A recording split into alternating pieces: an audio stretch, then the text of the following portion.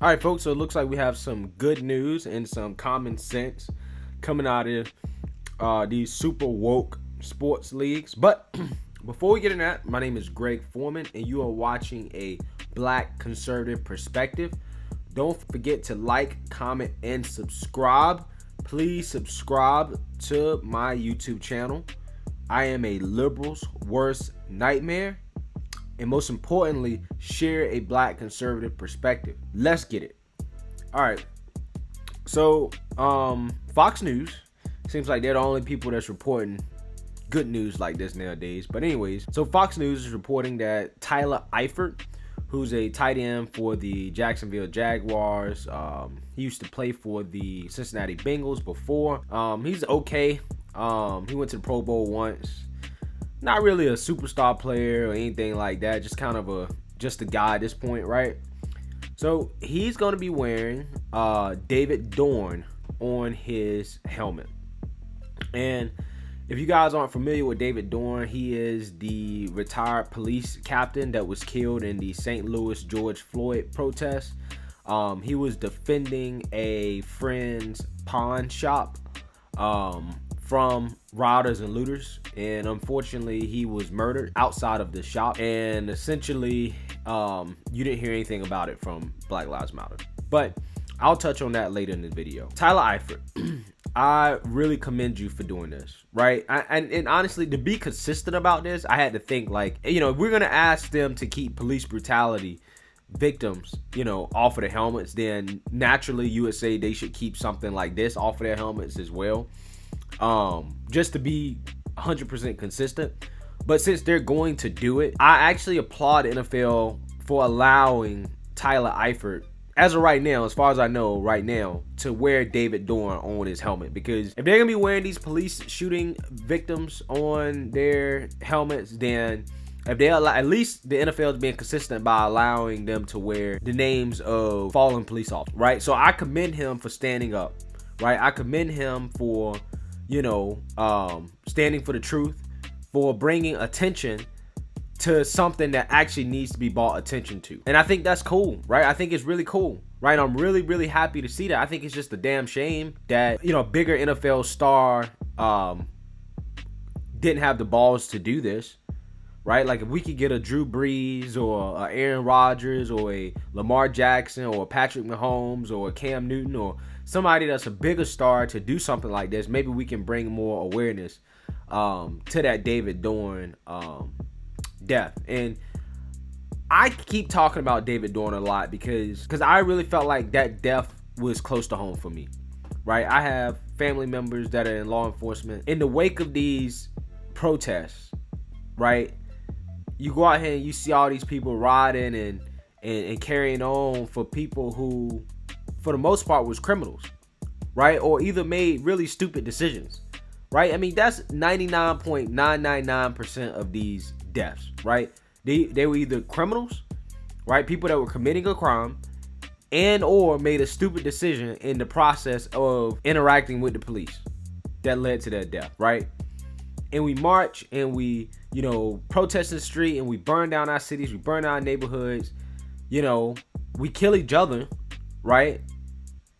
Over these people, right? And I'm not saying that their lives don't matter. Their lives do matter. But you have to put it into the proper context, right? Who were these people? What were they contributing to society? Did they do something stupid to put themselves in a position to be killed by the police, right? Those are things that a level-headed person has to think through before deciding whether or not they're going to get upset about something like that, right? But what happened with David Dorn is something that I feel like you should be protesting about, right? When you have a black man that was a well-respected police captain, people looked up to him, right? Retired, he put in the work, he worked hard, married,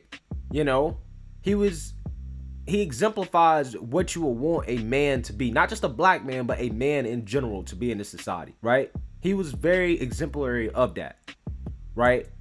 And when his life is taken in the way that it was, because he was out there protecting a friend's business. He was out there being a patriot. He was out there being a true American. When his life is taken in the way it was, it's sad, man. It really hits close to home. Those are the type of things that we should be protesting about in our own communities. Why is it that other black men go out here and kill other black men and nobody ever talks about it? There was just a black police officer that was killed, I think in St. Louis as well. There's another one that was killed, right?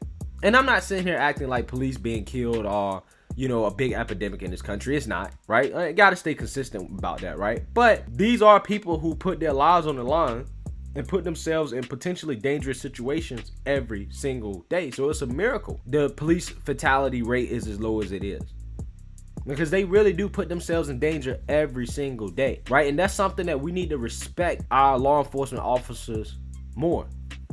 And the fact that Black Lives Matter didn't even mention David Dorn once, or there was no leadership that stepped up and was like, hey, what are we doing? We're losing allies.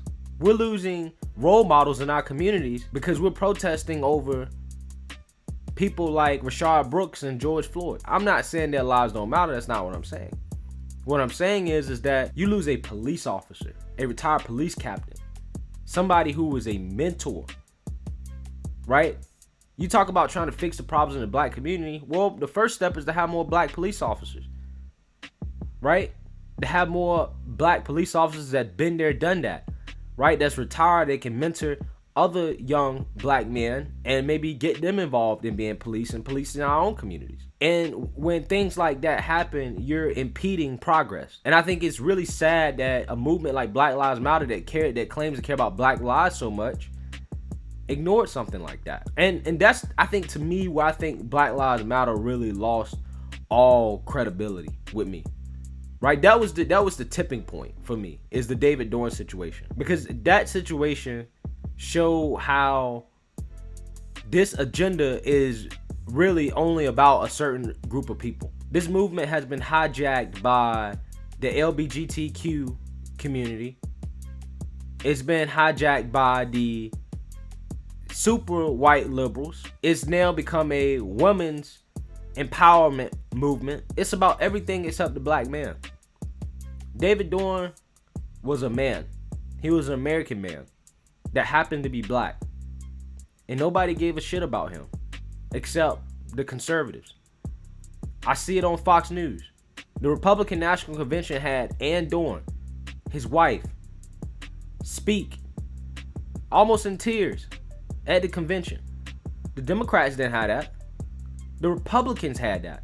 They didn't have to do that. If she wouldn't have been at that convention, nobody would have said nothing. Nobody would have said anything at all. Right? But they had her there for a reason. And then you sit here trying to tell me that the Republicans are so racist, right? It doesn't make sense. It doesn't make sense. It just goes to show how out of line certain people have their priorities. It's like, again, you're prioritizing certain black lives over others, whether you know it or not. Right now it's about trans lives. Now it's about gay lives. Now it's about, women's lives, black women, protect black women. That's another hashtag on Twitter, right? Well, if you want to protect black women, you're implying that you need protection from a third party. Why don't you raise up and promote strong black men? It doesn't make sense. It's like these people fighting against their own interests. You want to protect black women, but you don't want strong black men. You want to emasculate them. You care about black lives, but you don't care about the black life of a police officer. You don't care about the black lives of people who were committing crimes, or at least allegedly committing crimes. Those are the black lives that you care about. But when it comes to those people who are upstanding citizens, right, that's doing the right thing, that's role models in the community, that's making our community better, that's not taking away anything from our community, you don't give a damn about those people. And that's how I knew that Black Lives Matter was agenda that I just could not get behind. I just couldn't get behind it. Back to the NFL.